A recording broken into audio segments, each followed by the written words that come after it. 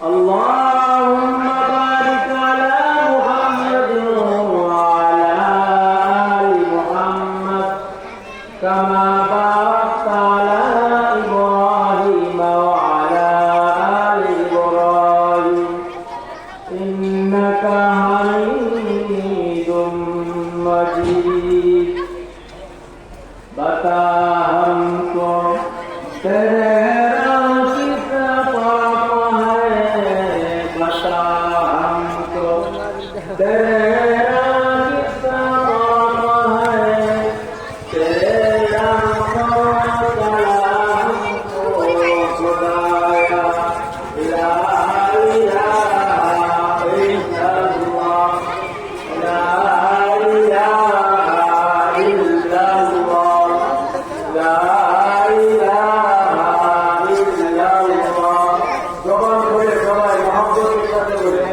লা ইলাহা ইল্লাল্লাহ লা ইলাহা ইল্লাল্লাহ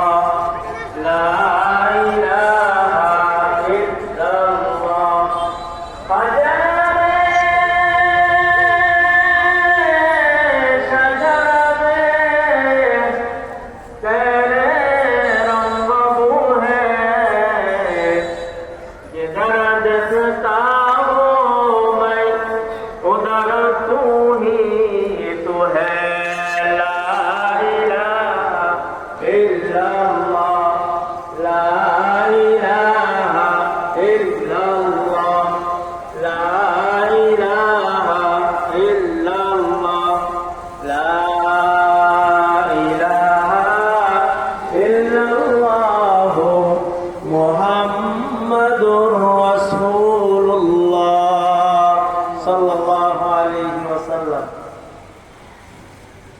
বাংলাদেশ মুজাহিদ কমিটি তুরাগ থানা উত্তর শাখা এবং এলাকাবাসীর উদ্যোগে আয়োজিত আজকের এই বিশাল ওয়াজ মাহফিল হালকা জিকিরের সম্মানিত সভাপতি, আজকের মাহফিলের প্রধান অতিথি, বাংলার লাখ কোটি মানুষের প্রাণের স্পন্দন, আধ্যাত্মিক রাহবার হযরত মাওলানা মুফতি সৈয়দ মোহাম্মদ রেজাউল করিম পীর সাহেব হুজুর চরমনাই।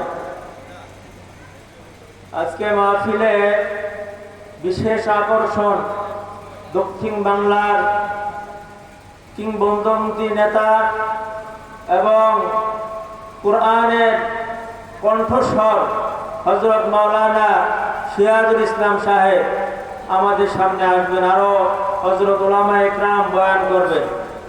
আজকে মূলত আমরা আসতেছি পীর সাহেব হুজুরের পবিত্র জবান দ্বারা আমরা কিছু কথা শুনব আমলের নিয়তে।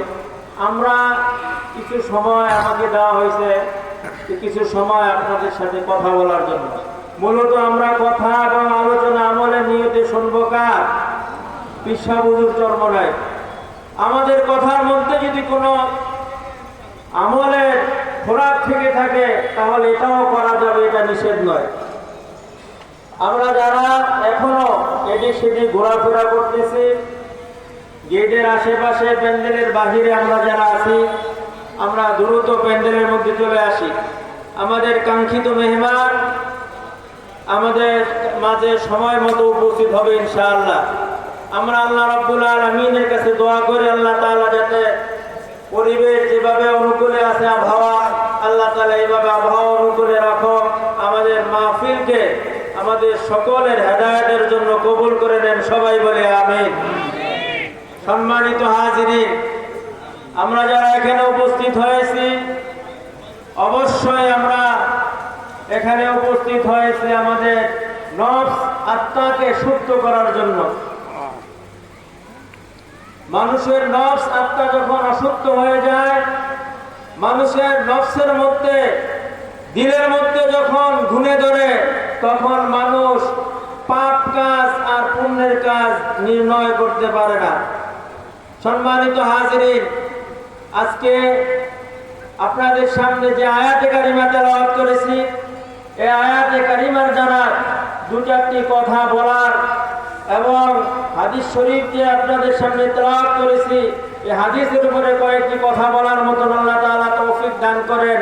যদি আপনারা দোয়া করেন, আল্লাহ রাব্বুল আলামিন আশা করা যায় এর মধ্যে থেকে কিছু ভালো কথা বের করবেন, আমাকে সহ আমরা সবাই এর উপরে আমল করতে পারবো ইনশাআল্লাহ। সম্মানিত হাজিরিন,